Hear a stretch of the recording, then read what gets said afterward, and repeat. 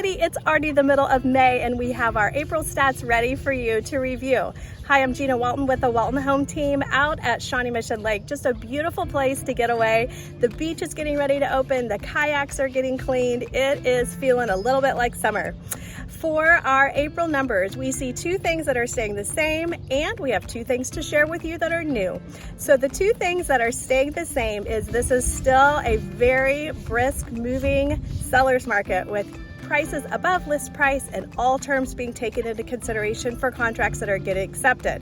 We also have interest rates still slowly increasing. They are still in the 5s. So those are our two things that are the same.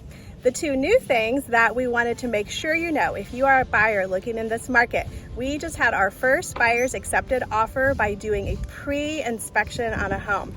So we would love to share more with you about what a pre-walkthrough inspection is and all the different ways we are helping buyers get their home.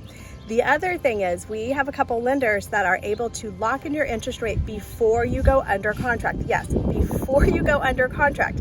And there is a couple details as far as cost and rates that impact. However, if you are looking to buy in the next 75 days, you can actually lock in your rate today.